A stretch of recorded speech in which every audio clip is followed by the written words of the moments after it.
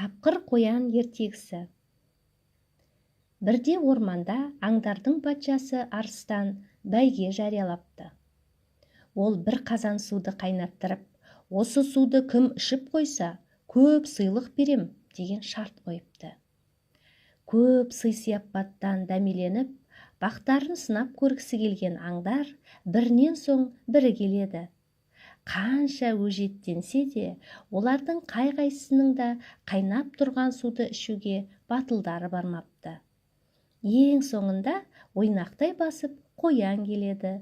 Ол қып-қызыл шоқта тұрған қазанды көтеріп алады да, суды ыстықтай ішуді жақсы көремін деп жан-жағына қарайды.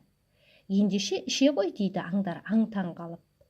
Аңдардың бәрі қоянның не істейтінін көздерімен көруге асығады.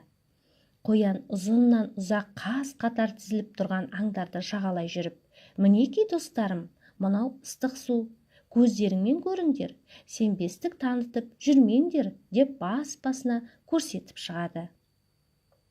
Қоян аңдарды басынан аяғына дейін аралап шығып, бәріне бірдей көрсетем дегенше, қазандағы су суып қалады. Ал қулығын асырған тапқыр қоян суып қалған суды басына бір-ақ көтеріп сіміріп салады. Таңданған аңдар ауыздарын ашып, көздерін жұмады. Тіпті олар қоянға қызыға қарай бастайды. Алданған аң патшасы арыстан қоянға көп сыйлықтар беріпті. «Міне нағыз ер» деп мақтапты.